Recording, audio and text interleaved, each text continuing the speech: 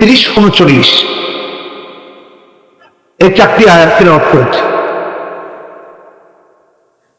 প্রথম আয়াতে আল্লাহ তাআলা ঈমানের কথা বলেছেন এবং মুমিন কখন মুমিন হয় সে বিষয় তুলে ধরে, আবার মুমিন কি কারণে কাফের হয় এই আয়াত থেকে তা বোঝা যায়।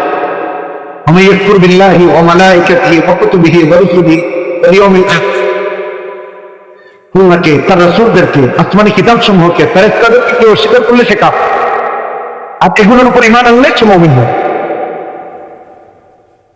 দ্বিতীয় আয়াতে আল্লাহ তাআলা বুঝিয়েছেন আপনার আমার ঘরে অবস্থা তুলে ধরেছে। 2024 সালে আমাদের অবস্থা এমন, 2025 সালে বাবা মুসলমান, ছেলে কাফের হয়ে, ছেলে মুসলমান, বাবা কাফের হয়ে, স্বামী মুসলিম, স্ত্রী কাফের হয়ে। এটা একেবারে ঘরের খবর, আপনি আমি জানিও না, এটা বাস্তবতা। এই প্রজন্মের কথা বলতেছি, এই প্রজন্মের কথা বল। স্বামী মুসলিম, স্ত্রী কাফের, মুরতাদ হয়ে গেছে, নাস্তিক হয়ে, অথবা নাস্তিক মেয়েকে একজন মুসলিম বিয়ে করছে। এটা বর্তমান প্রজন্মের কথা। কি কারণে কাফের হয়ে গেল? আমানু সুম্মা কাফারু সুম্মা আমানু সুম্মা কাফারু। তার বর্তমানে কি? সুম্মা যাদু কুফরা, কুফরকে বাড়িয়ে দিচ্ছে। আগে একটা সময় ছিল সকালে মুমিন, দুপুরে কাফের হয়ে গেছে, আচ্ছা ঠিক, বিকালে মুসলিম, রাতে কাফের হয়ে গেছে। এখন তার অবস্থা এমন যে কুফরিকে এমন ভাবে বাড়িয়ে দিয়েছে যে এখন তার কুফরিটাই অবস্থা। সুম্মা যাদু কুফরা, এখন কুফরিকে এমন ভাবে বাড়িয়ে দিয়েছে, ইসলামের বিরুদ্ধে তার অবস্থান কুফরিকে এমন ভাবে বাড়িয়ে দিয়েছে, দলের কারণে, ব্যক্তিগত কারণে, অর্থের কারণে, চেয়ারের কারণে সে মসজিদে গিয়ে আলেমকে বলতেছে হুজুর কিছু ওয়াজ করার দরকার নাই। কোথায়? মসজিদে, আল্লাহর ঘরে আল্লাহর কথা বলতেন সে। সুম্মা যাদু কুফরা, আমি একটা বললাম না, এগুলো বললে তো শেষ হয়। কয়েকদিন আগে আমাদের দেশের এক সম্মানিত লিডার, তার সম্মান সে রক্ষা না করতে পারে, আমি তাকে সম্মানিত নেতাই বললাম, প্রবীণ রাজনীতিবিদ, মন্তব্য করেছেন যে দেশে যে ওয়াজ মাহফিল হয় সমাজে পরিবর্তন হয় না কেন? আমি তো দেখি সমাজে পরিবর্তন হয়, আমি দেখতে পাচ্ছি। তা আমি তার এই বক্তব্যের নিচে একটা কমেন্ট করেছি, লিখেছি যে শরিয়া আইন নাই তাই অপরাধ করেন, আইন নাই তাই অপরাধ করেন। শরিয়া আইন থাকলে বেগম পাড়ায় আর বাণী বানান যেত, ঠিক কেন? ঠিক। এই যে বিগত সরকারের এক নেতা 350 বাড়ি বানাইছে বিদেশে, কথা বোঝেন নাই? কি বরকত হইতে চিন্তা করছেন?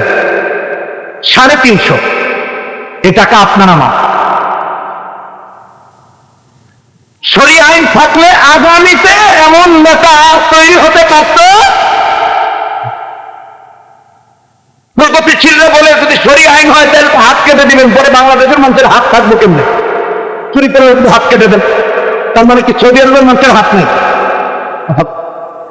হ্যাঁ, হ্যাঁ, হাত থাকবে, চুরি থাকবে না, কথা বলেন ঠিক না? দেখুন, মানুষ থাকবে, মতলব থাকবে না, থাকবে, কিন্তু অপরাধের সাথে সব থেকে কম জড়িত এই মানে তুমি চ্যালেঞ্জ করে বলেন। আমি সবাই এখানে যারা বসছেন বাজে এসে সমাজে যত চুরি হয়, ডাকাতি হয়, জেনা হয়, ধর্ষণ হয়, লুটপাট হয়, ছিনতাই হয়, ডাকাতি হয়, মাদক চোরা কারবারি হয়, চোরা কারবারি হয়, যত জায়গায় খুন হচ্ছে, হাদি ভাইয়ের মাথায় যারা গুলি করেছে, মামুনকে যারা গুলি করে হত্যা করেছে, যত আততায়ী আছে, যত আন্ডারওয়ার্ল্ডের লিডার আছে, যত মাদক চোরা কারবারি আছে, এখানে এদের নাই।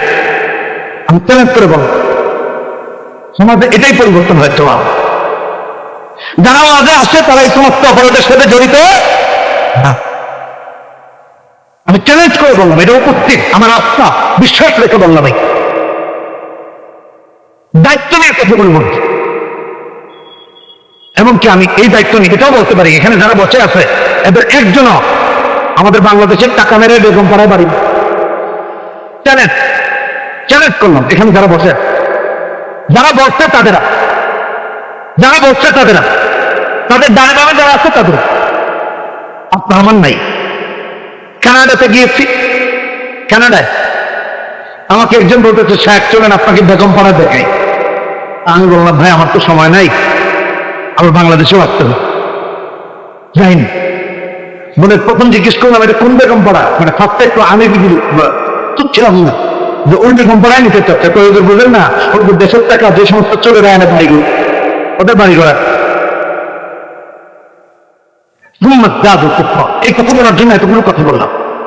কুফরকে এমন ভাবে বাড়িয়ে দিয়েছে মুসলমানের সন্তান হয়ে, নাম মুসলমানের, পিতৃপরিচয় মুসলমানের, কুফর বাড়িয়ে দেওয়ার কারণ তার অবস্থা এমন, এখন সরাসরি কুকুরের প্রত্যাবর্তন নিচ্ছে, তারপরে যে কোনো মুসলমান দল করে।